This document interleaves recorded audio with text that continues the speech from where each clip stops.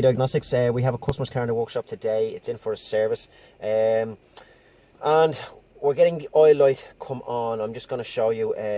We notice it when we test drove the car. When we brake, the oil light comes on. So I'm just going to drive down the road here and brake and show you the oil light coming on.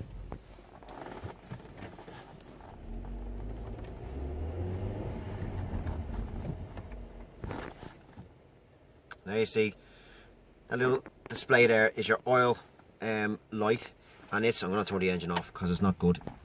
So that indicates that the oil pressure is low in the engine, which is telling you one or two things. One, that there's no oil in the engine, or two, the oil pump isn't working and it's not creating enough pressure to send the oil around all the galleries of the engine and specifically reach up to the top of the engine.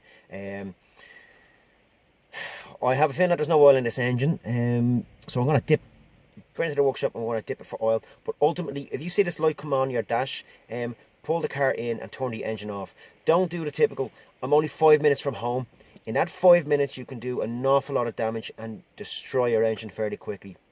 So I'm going to dip this engine for oil, but I have a feeling there's probably no oil in the engine. What damage is done, I don't know, but it will have caused some sort of damage internally in the engine, but time will tell. Okay, so remember, if you see the oil light coming on, turn the engine off and get it towed to a garage straight away. Okay. Okay, so we have the car in the workshop and we're going to dip it for engine oil and we're going to see how little oil is in this engine. Okay, so remove the dipstick, clean it off. That's not going to give you any proper reading. And then back in again and give it around a couple of seconds and back out to the side. Well, okay. So this is our dipstick. This down here is your minimum. That mark there is your minimum, and this here is your maximum. And it's not even registering. It's barely even getting. Look, I'd say in this car is probably half a litre of oil in the engine, and I haven't looked at the manual, but I'd say it probably takes around 4 litres of engine oil, but we'll check that in a minute. We're going to drain whatever oil is in there out, but more than likely there's some damage done to this engine.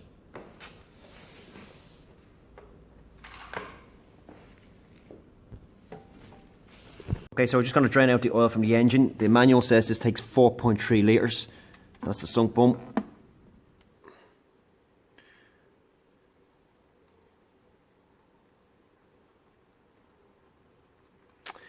Yeah, I'd say probably half a litre in this engine, maybe less. So no doubt, as I said earlier on, there's probably some sort of engine damage done. But if we actually look here, up on the engine, there's a major engine oil leak coming from somewhere up here. We can't distinguish where it's coming from, but there's definitely an oil leak. So it's something that we're going to have to investigate and see where it's coming from.